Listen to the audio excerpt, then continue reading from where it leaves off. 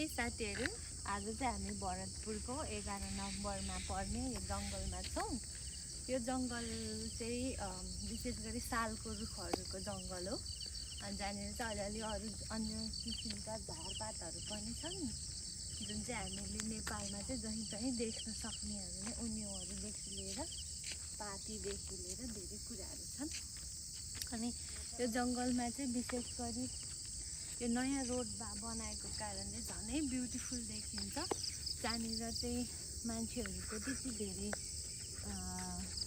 Human involvement नभएको कारणले अझै ब्युटिफुल फिल हुन्छ मलाई चाहिँ। सो एभ्री टाइम म चितवनमा आउँदाखेरि चाहिँ यो ठाउँमा चाहिँ मर्निङ वाकमा आउनु मन लाग्छ।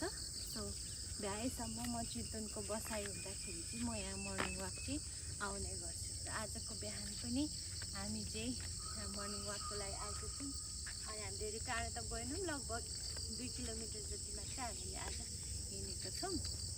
अनि अझै साथीहरूलाई म पछि अर्को भिडियोमा त्योभन्दा पनि टाढा लग्नेछु। यो चाहिँ बस्तीबाट त्यति धेरै टाढा होइन, अझ हामी टाढा जान सक्छौँ, जहाँनिर चाहिँ अझै सुन्दर दृश्यहरू चाहिँ हामीले देख्न पाउँछौँ। यो चाहिँ अत्यन्तै शान्तपूर्ण अनि मनलाई नै आनन्दित हुने खालको जङ्गल छ।